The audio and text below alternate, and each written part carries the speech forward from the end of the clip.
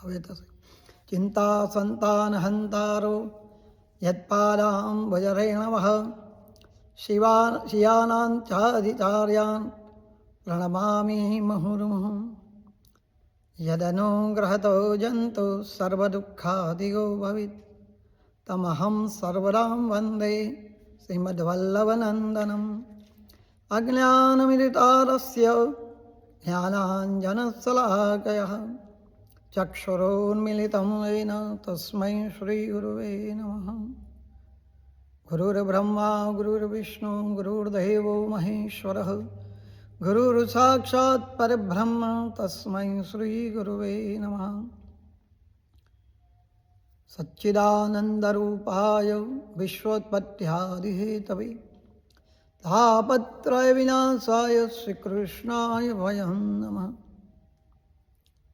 પરહાપીળં નટવરવપુઃ કર્ણયો કર્ણિકારં બિભ્રદવાશ્કનગવશં વૈજયન્તી ચ માલં. રત્નારવેણુરધસુર્યા પૂરયन् ગોપવૃન્દે વૃંદારણ્યં સ્વરરવણં પ્રાવિશદ્ભીતકીર્તિઃ.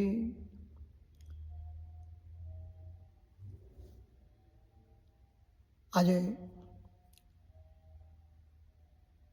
અધિક માસ નિમિત્તે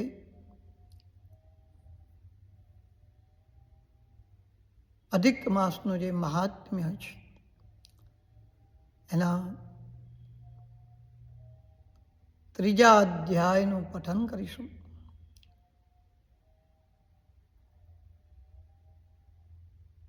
ઋષિ વાચો. ઋષિમુનિ કહે છે, હે મહાભાગ્યશાળી સુતજી, નરના મિત્ર નારાયણે નારદને જે શુભ વચન કહ્યું છે તે અમને વિસ્તારથી જણાવો. સુતવાચ. સુતજી બોલ્યા કે નારાયણનો રમ્યં શ્રૂયતાં દિવ્યસત્તમઃ યદુક્તં નારદાયેત પ્રવક્ષ્યામિ યથાશ્રુતમ. સુતમુનિ કહે છે, હે વિપ્રો, હે બ્રાહ્મણો, નારાયણનું સુંદર એવું વચન તમે સાંભળ્યું. નારદજી આગળ તેમણે જે વચન કહ્યું તે જેવું મેં સાંભળ્યું છે એ પ્રમાણે આપને સંભળાવું છું. શ્રી નારાયણ વાચો. ભગવાન નારાયણ કહે છે, હે નારદજી, ભક્તોના દુઃખને દૂર કરનાર મહાત્મા શ્રી કૃષ્ણ ભગવાને રાજા યુધિષ્ઠિરને પૂર્વમાં જે ઉપદેશ આપ્યો છે તે આપને કહું છું. એક સમયે જેમની દ્રષ્ટિએ કોઈ શત્રુ જ ન હતો એવા ધાર્મિક રાજા યુધિષ્ઠિરને કપટ ઉપર પ્રેમવાળા દુષ્ટ દુર્યોધન આદિ ધૃતરાષ્ટ્રના પુત્રોએ જુગારમાં તેમને જીતી લીધા હતા અને અગ્નિથી ઉત્પન્ન થયેલા ધર્મપરાયણ દ્રૌપદીને સભાની સમક્ષ ધસડી લાવીને દુષ્ટ દુશાસને વાળ પકડી અને તેમને ખેંચી એમના વસ્ત્રો ઉતારવા માંડ્યા હતા. આ વખતે શ્રી કૃષ્ણ ભગવાને એ દ્રૌપદીનું સારી રીતે રક્ષણ કર્યું અને પછીથી રાજાએ રાજ્યનો ત્યાગ કરી અને પાંડવો કામ્યક વનમાં ગયા છે. ત્યાં સર્વ પાંડવો ઘણું જેવા દુઃખ પામ્યા છે.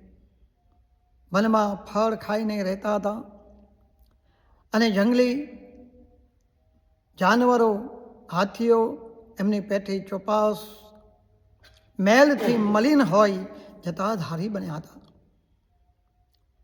પછી એ દુઃખી પાંડવોને મળવાને માટે ભગવાન શ્રી કૃષ્ણ મુનિઓ સહિત ત્યાં કામ્યક વનમાં પધાર્યા છે. તેમને જોતા જ જેમ મરેલા શરીરમાં પ્રાણ આવતા ઊભા થઈ જાય છે તેમ પાંડવો એકદમ ત્યાં સ્વસ્થ થઈને ઊભા થયા છે અને પ્રેમ વિભોર બનીને પ્રતિપૂર્વક શ્રી કૃષ્ણ ભગવાનને ભેટી પડ્યા છે. નકુલ સહદેવે શ્રી કૃષ્ણના ચરણ કમળમાં ભક્તિથી નમસ્કાર કર્યા છે અને દ્રૌપદી પણ ધીમે ધીમે સ્વસ્થ બની તરત જ શ્રી કૃષ્ણ ભગવાનને નમન કરે છે. પાંડવોને શ્રી કૃષ્ણ ભગવાને ઘણા જ એવા દુઃખી જોયા છે. મૃગના ચામડા તેઓએ પહેર્યા છે. તેમના શરીર ધૂળથી ખાડાયેલા છે. ભૂખરા લુખ્ખા જણાતા હતા. એમના અંગો પર ચારેય બાજુ વાળ વધી રહ્યા હતા. તેમના અંગો પર આ પ્રમાણે ખૂબ જ એવા મલિન એવા તે દેખાતા હતા. દ્રૌપદી પણ શરીરે ઘણા સુકાઈ ગયા છે. પાંડવોની પેટે દુઃખ તે ઘેરાઈ ગયા હતા. તેઓનું એ દુઃખ અતિશય ઉગ્ર હતું અને એ જોઈને શ્રી કૃષ્ણ ભગવાન ઘણા જ એવા દુઃખ પામ્યા છે. કૌરવોને બાળી નાખવાની તેમની ઈચ્છા થઈ. તેથી ભક્ત વત્સલ ભગવાન શ્રી કૃષ્ણએ કોપ કર્યો છે. વિશ્વાત્માની ભ્રમર કે જે ક્રોધથી એકદમ બાકી થઈ ગઈ અને નેત્રો પણ ભયંકર બની ગયા. કરોડો કાળના જેવું વિકરાળ એવું રૂપ થઈ ગયું. તેમનું મુખ અને ત્રણેય લોકને જાણે પાડી નાખતા હોય તેમ અતિશય આવેશથી દાંતવતી એ વિશ્વા લાગ્યા. સીતાના વિયોગથી અત્યંત તપી ગયેલા સાક્ષાત શ્રી રામચંદ્ર ભગવાન જેવા ભયંકર દેખાતા એવા શ્રી કૃષ્ણ ભગવાનને જોઈ એ વખતે અર્જુન વીર છતાં પણ ત્યાં ધ્રુજી ઉઠ્યા છે. તરત જ ધર્મરાજ યુધિષ્ઠિર દ્રૌપદી તથા બીજા ભાઈઓએ પણ શ્રી કૃષ્ણ ભગવાનને શાંત કરવાને માટે અર્જુનને પ્રેરણા કરી છે. એટલે એકદમ ઊભા થઈને ભયથી બે હાથ જોડીને શ્રી કૃષ્ણ ભગવાનની સ્તુતિ કરવા લાગ્યા કે હે કૃષ્ણ જગતામ નાથ નાથ નાહમ જગતભય. અર્જુન ભગવાનની સમક્ષ કહે છે હે ભગવાન, હે કૃષ્ણ, હે જગતના નાથ, હું જગતની બહાર નથી. તમે જ જગતનું રક્ષણ કરો છો, છતાં પણ મારું રક્ષણ કેમ કરતા નથી? આપનો આ ક્રોધ થતાં આ શું થયું એ કોણ જાણી શકે? માટે હે તાત, મારા ક્રોધને દૂર કરો. હે સંહાર કરનાર, જગતના પતિ, આપ જેવા ક્રોધથી તો જગતનો પ્રલય થઈ જાય. આપ સર્વ તત્વો જાણનાર, સર્વ કારણોના પણ કારણ છો. એવા ઈશ્વર તમને શ્રી કૃષ્ણને હું વંદન કરું છું. આપ ઈશ્વરે આપ સ્થાવર જંગમ આ જગત રચ્યું છે. આપ જ સર્વ મનુષ્યના અપરાધથી પોતે સર્જેલા સમગ્ર જગતનો નાશ કરવાને માટે કેમ તમે તૈયાર થાઓ છો? ઘરમાંના મચ્છરોને બાળી નાખવા પોતાનું ઘર કોણ બાળી નાખે? નારાયણ કહે છે કે શત્રુવીરોનો નાશ કરનારા અર્જુને આ પ્રમાણે દીન વચન ભગવાનની આગળ કહ્યું છે. બે હાથ જોડી ભગવાનને પ્રણામ કર્યા છે. સુતજી કહે છે તરત જ ક્રોધને દૂર કરી ભક્તોનું દુઃખ હરનાર શ્રી કૃષ્ણ ભગવાન ચંદ્ર એવા શાંત સ્વરૂપ થયા છે.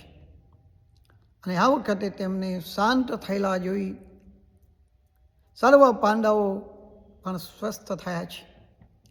એમના નેત્રો પ્રેમથી પ્રફુલ્લ બન્યા છે અને આ બધાએ પ્રેમથી વિભોર થઈ ભગવાન શ્રી કૃષ્ણને પ્રણામ કર્યા છે. વનના કંદમૂળ અને ફળ આદિથી તેમનો સત્કાર કર્યો છે. શ્રી નારાયણ કહે છે, શરણે આવેલાનું રક્ષણ કરનારા, ભક્તો ઉપર પ્રેમ રાખનારા, શ્રી કૃષ્ણ ભગવાનને પ્રસન્ન થયેલા જાણીને અર્જુન તેમને નમન કરે છે. અતિશય પ્રેમથી તરબોળ બન્યું છે.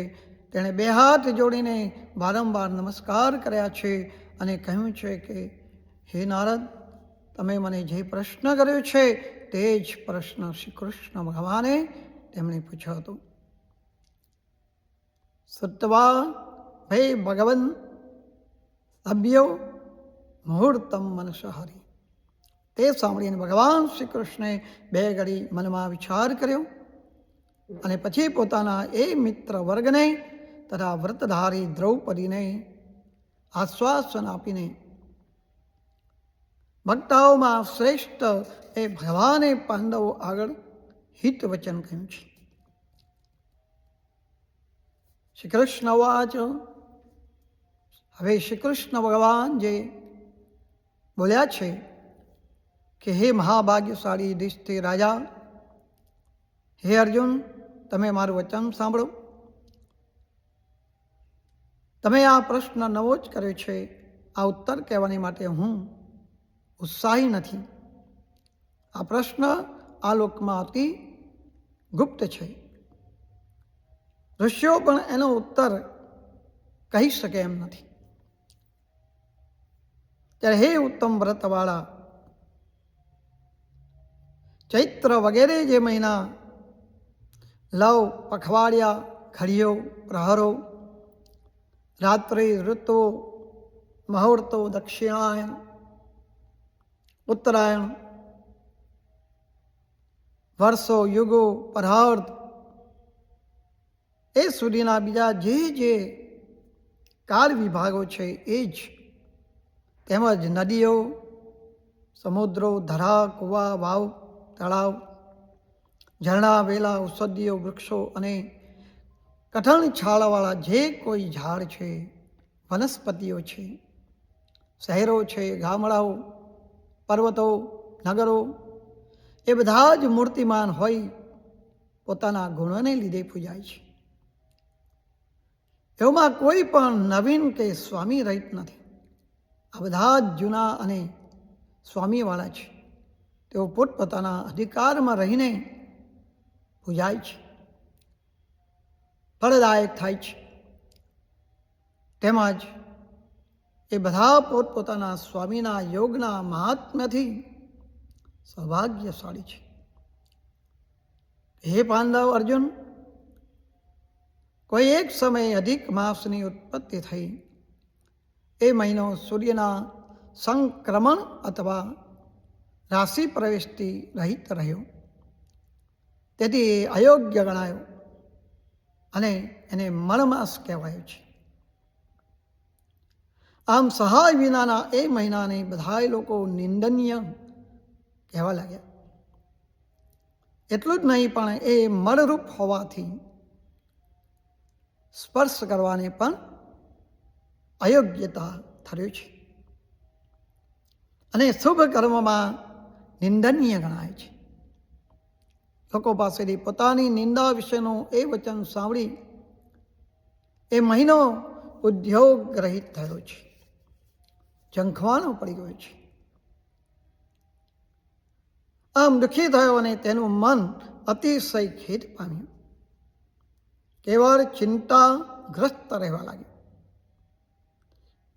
ઘણા જ દુભાતા હૃદયે છેવટે તેને મરી જવાની ઈચ્છા થઈ, આત્મઘાત કરવાની ઈચ્છા થઈ. પણ પાછળથી તેણે ધીરજ ધરી અને એ મારી શરણે આવ્યો કે હે નર, જ્યાં હું રહ્યો છું ત્યાં વૈકુંઠ ભવનમાં એ આવી પહોંચ્યો અને ઘરની અંદર આવી તેણે પરબ્રહ્મ એવા મારા દર્શન કર્યા છે. અમૂલ્ય રત્નજડી સિંહાસન ઉપર બેઠેલા મારા દર્શન કરીને આ વખતે પૃથ્વી ઉપર દંડવત પ્રણામ કરી બે હાથ જોડી સાવધાન થઈને તેણે મારી સમક્ષ રડવા લાગ્યો. હે સૌમ્યા, ધૈર્ય ધરી ગળગળી વાણીથી તેણે મને પોતાનું દુઃખ કહી સંભળાવ્યું.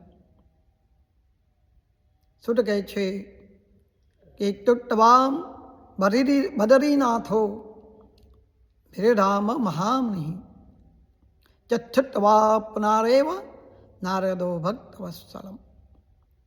સુતજી કહે છે, બદ્રીનાથ મહામુનિ શ્રી નારાયણ આમ કહીને બોલતા બંધ થયા ત્યારે એ સાંભળીને નારદજીએ ફરી એ ભક્તવત્સલ ભગવાનને પ્રશ્ન કર્યો છે. નારદ વાચ, નારદજી કહે છે કે થમ ગત્વા ભવનસ અમાલમ પૂર્ણ રૂપસ્ય વિષ્ણુ. નારદજી કહે છે, પૂર્ણ સ્વરૂપ શ્રી ભગવાનનું વૈકુંઠ ભવન ભક્તિથી પ્રાપ્ત થનારું, જગતના પાપોને હરનારું અને યોગીઓને પણ પ્રાપ્ત થવું અશક્ય છે. બ્રહ્મરૂપ શ્રી મુકુંદ ભગવાન ત્યાં બિરાજે છે. ત્યાં એમના ચરણ કમળને શરણે જઈને અધિક માસે શું કહ્યું એ હવે આપણે આવતીકાલે જોઈશું. इति श्रीमद् भगवत नारायणीय पुराणे पुरुषोत्तम महात्म्ये अधिक मास निमित्तायां वैकुंठ गमन नामने तृतीय अध्याय. श्री पुरुषोत्तम भगवान की जय.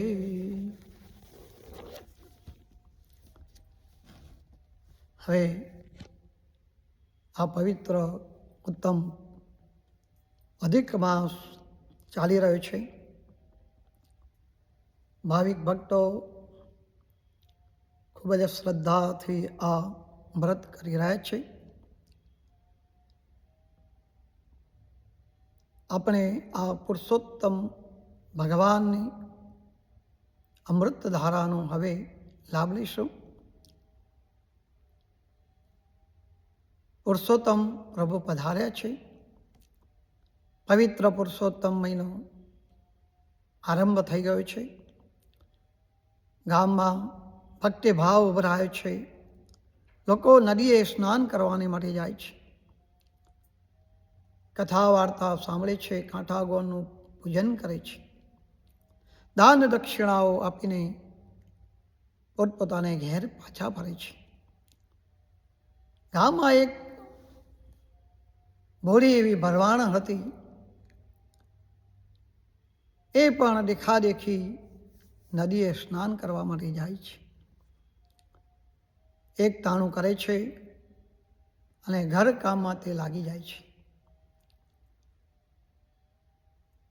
આ ભરવાડને શ્રદ્ધાપૂર્વક પુરુષોત્તમ માસ પૂર્ણ કર્યો, વ્રત પણ કર્યું છે. હવે વ્રતનું ઉજવણું કરવું છે.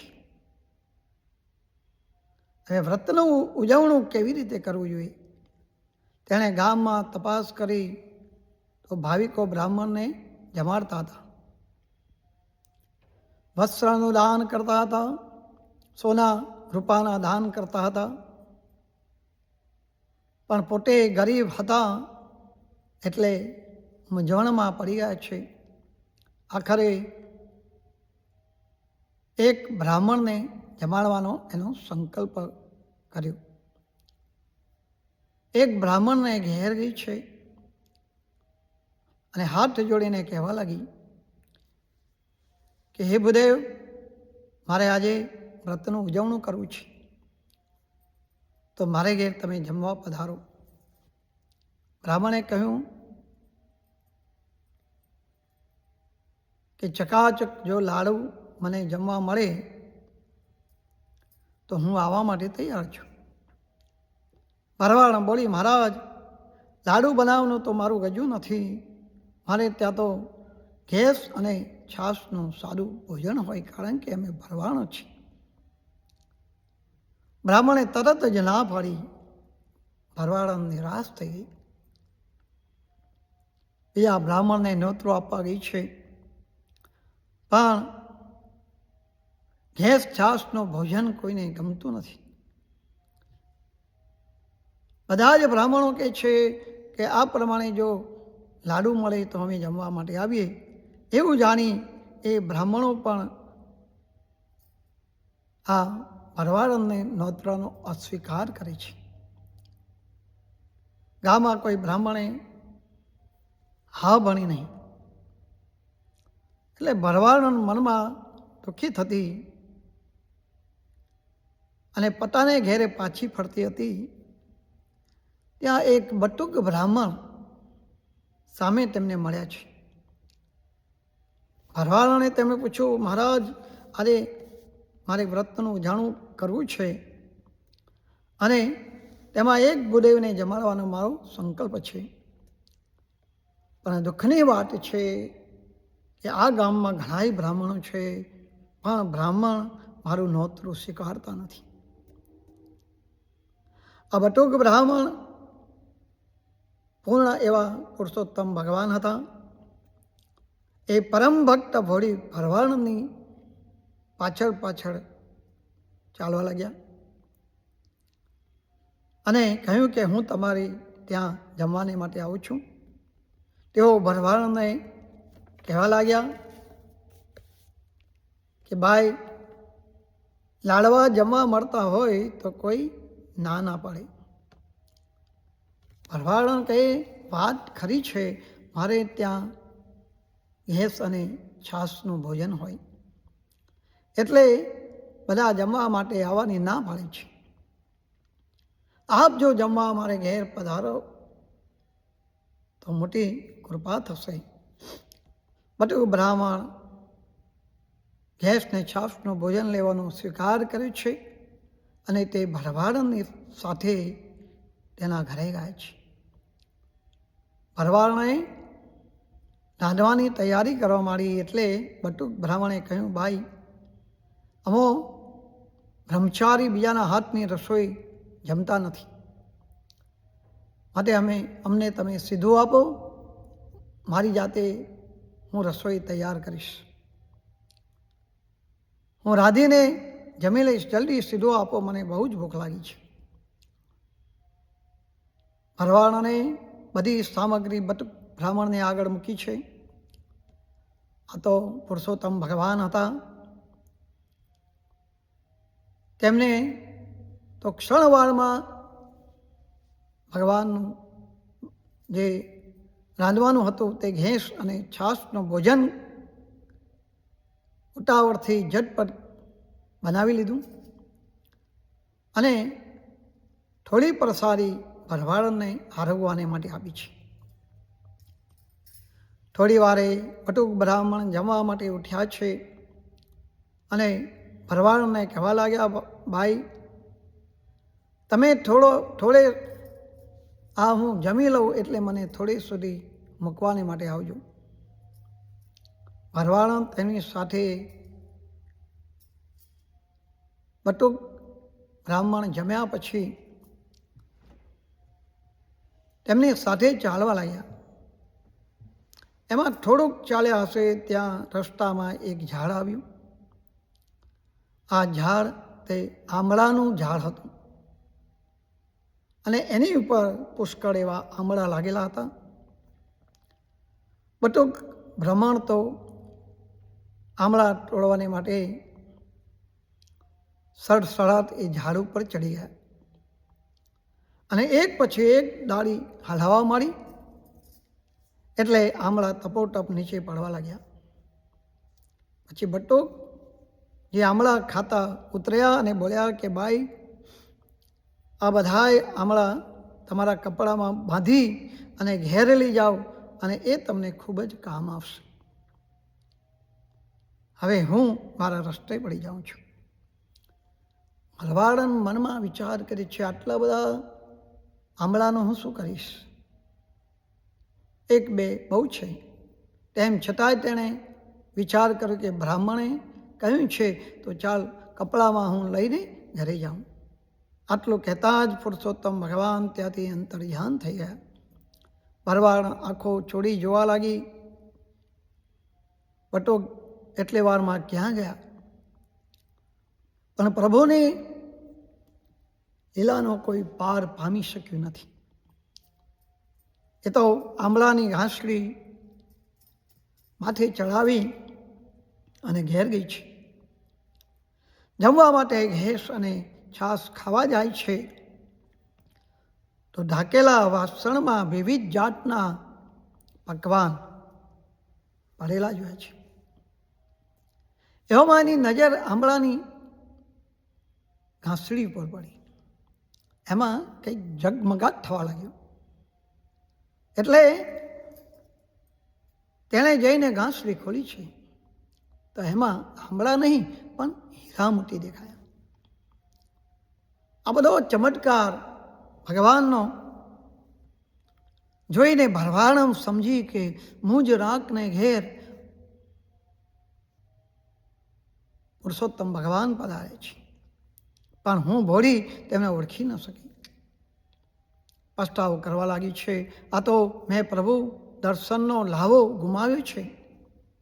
હવે પ્રભુ ક્યારેય પધારે અને હું તેમના દર્શન કરીને મારા મનખા એવા પાવન કરું. ભરવાડ તો અન્ન જળનો ત્યાગ કરે છે અને પુરુષોત્તમ ભગવાનને પ્રાર્થના કરે છે. યાદ કરીને આંસુડા પાડવા લાગી છે. એની ભાવના પૂર્વકની ભક્તિ જોઈ પ્રભુએ એની પ્રાર્થના સાંભળી અને તેઓ પાછા બટુક સ્વરૂપે ભરવાડને દર્શન કરવાની માટે તેમના ઘરે પધાર્યા છે અને દર્શન આપીને તરત જ અંતર્ધ્યાન થઈ ગયા.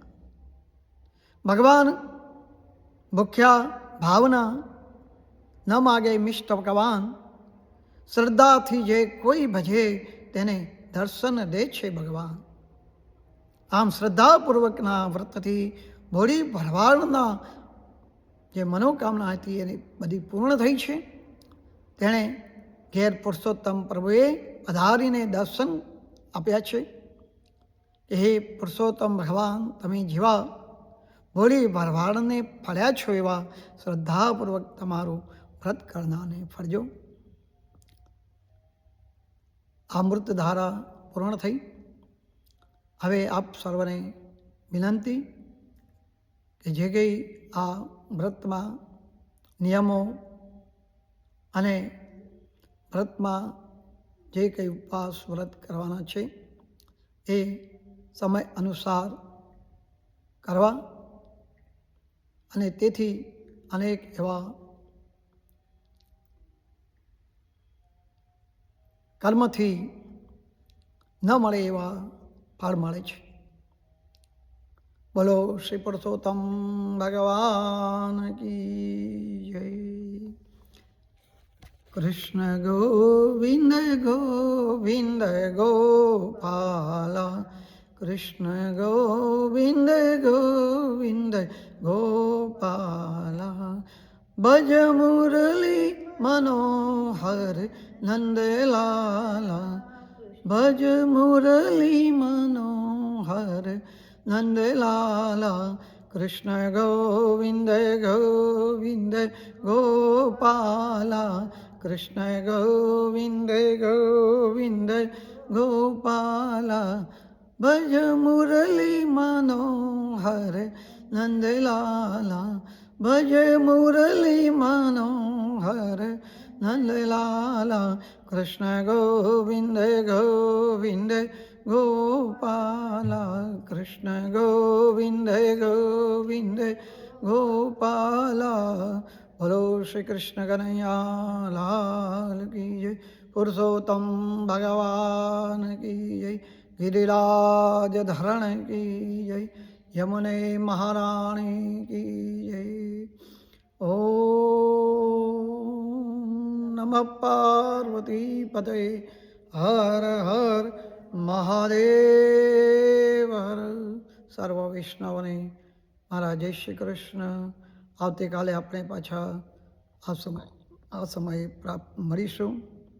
અને કથાનો લાભ બધા લેજો.